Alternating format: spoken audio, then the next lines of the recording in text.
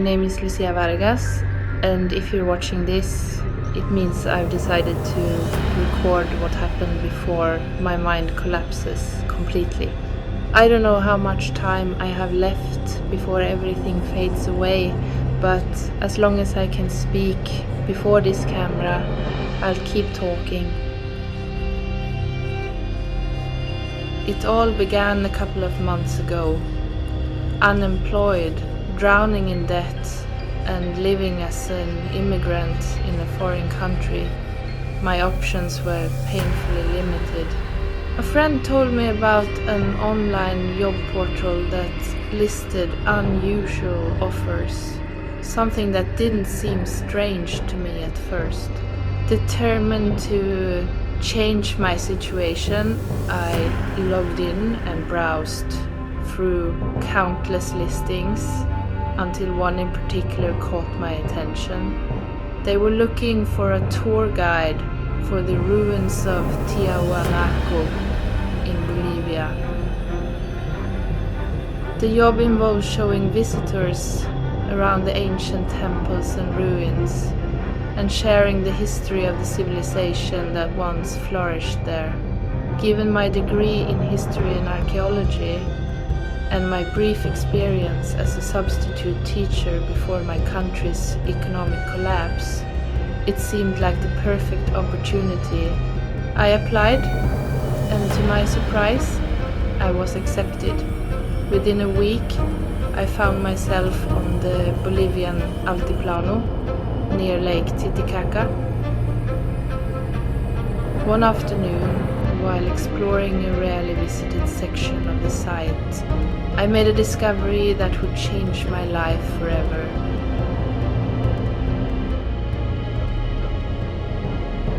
Partially hidden beneath an old, dusty tub, I found a mirror, an object that radiated an air of secrecy, as if it had been deliberately concealed. This wasn't a modern mirror. It was an ancient relic, a true pre-Columbian artifact. It was carved from deep, glossy black obsidian, with intricate golden symbols decorating its edges. Those golden engravings seemed to shimmer faintly under the sunlight as I unveiled it completely.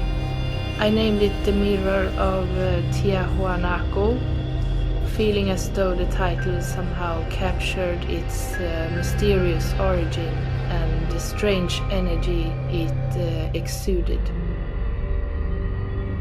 When I reached out and touched its cold, smooth surface for the first time, a sudden electric surge ran through my body like a supernatural chill that seized every fiber of my being. With a mix of awe and apprehension, I leaned closer and looked into the reflection. What I saw defied all logic. Staring back at me was another version of myself, a mirrored image, yet distinctly different. She wore garments of an unfamiliar design, woven from materials I had never seen or touched before. The most unsettling part was the world around her. A landscape utterly alien to my memory, vast and otherworldly, stretching far beyond the mirror's edge. It hinted at a parallel world, or perhaps a forgotten reality. At first, I thought it was a trick of the light, an optical illusion, but soon I realized it wasn't. The mirror showed alternate versions of me, each living a different life in a different world.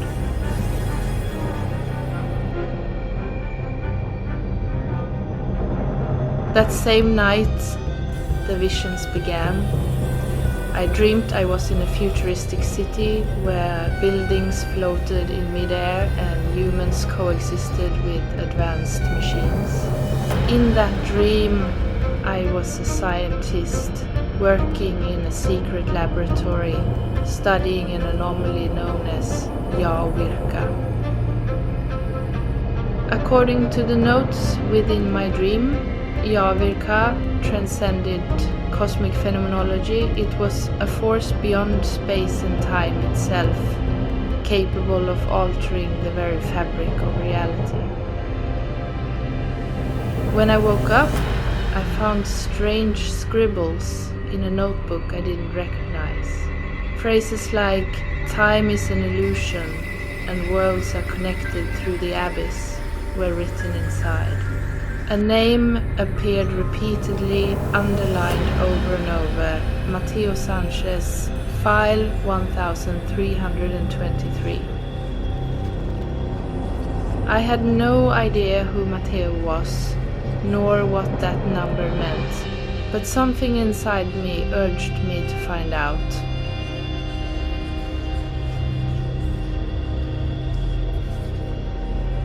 I began searching online for any mention of Mateo Sanchez and file 1323.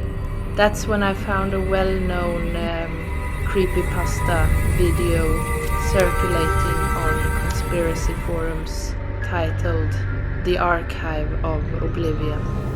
The video told the story of a man who claimed to have discovered a peculiar book, an artifact that granted him the power to alter the events of his own past. At first, I dismissed it as pure fiction, given the unreliable reputation of those online communities.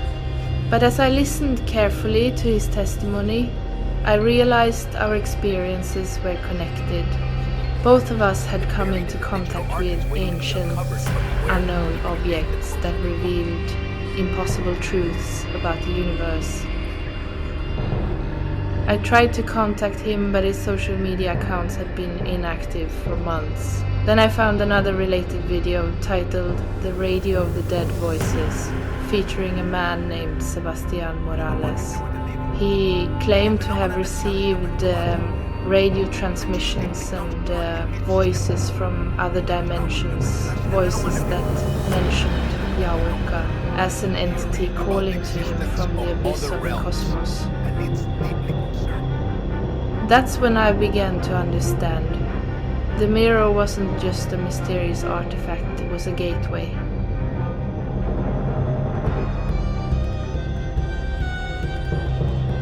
Each time I looked into the mirror, I saw a new version of myself. Once, I was a warrior on a medieval battlefield, being hunted by grotesque, writhing creatures, amorphous masses, countless limbs, eyes, and mouths that twisted and pulsed. Another time, I was an astronaut trapped on an alien planet, surrounded by titanic geometric structures, alive, pulsating, incomprehensible. Every vision came with the same message. No matter which path you choose, all decisions lead to the same end. I started to feel watched. Whispers echoed in my room, though I lived alone. Shadows moved across mirrors, even in my car's rear view. The voices spoke words I couldn't fully understand.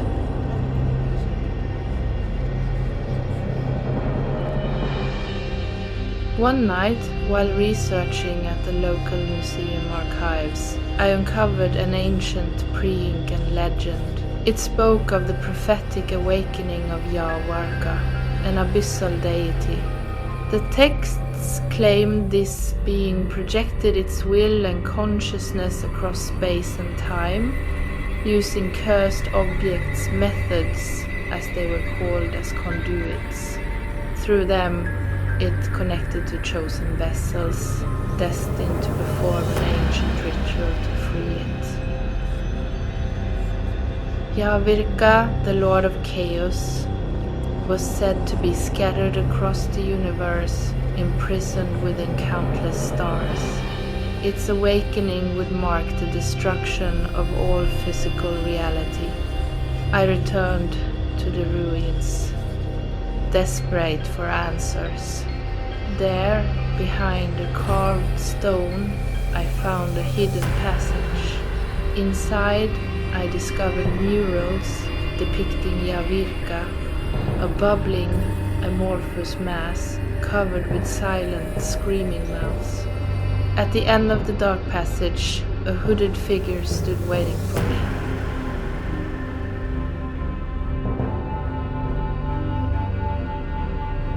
The figure remained silent but pointed directly at me. Then a chilling sound echoed through the murals, my own voice whispering in sorrow. It's already too late. I ran, heart pounding, but the horror etched in my mind refused to fade. For days, the visions returned again and again, haunting my thoughts, warping reality. My home became a psychological maze of terror. I saw grotesque faces forming in the cracks of the walls and in the damp stains that spread like living shadows. At night, in the dead silence, I heard dragging footsteps above the ceiling, even though I lived alone. Even in sleep, there was no escape.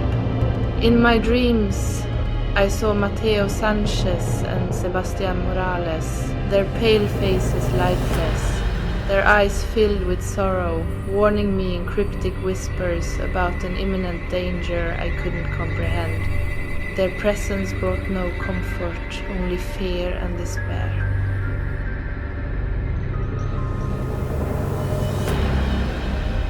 Today is my last day as a tour guide at the archaeological site. I know now there is no way out.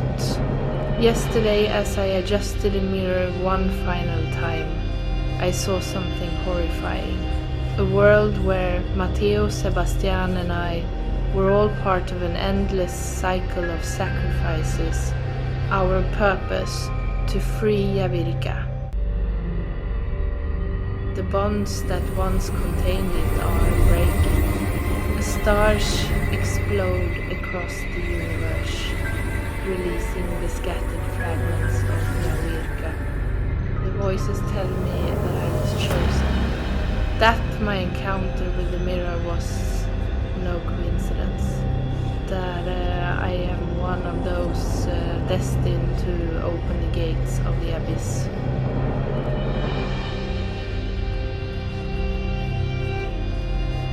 In my last vision, I saw Yavirka emerging from the abyss, manifesting into our reality. It was a colossal, indescribable creature, a shapeless yellowish mass of protoplasm with wrinkled scaly textures and countless bubble-like eyes rippling across its surface. It changed form at will, sprouting limbs and tentacles ending in grotesque mouths. Its presence was overwhelming, suffocating. I felt my identity dissolve. Its form was horrifying, or perhaps beyond comprehension. Even gazing upon it brought madness and death. I no longer know who I am, nor what my existence means. Before I go, I want to ask you one question. Who are you if countless versions of yourself exist? If every choice leads to a different world but the same ending, what does it truly mean to be alive? After all, what significance can our lives hold if the chaos of the cosmos has already consigned us to oblivion?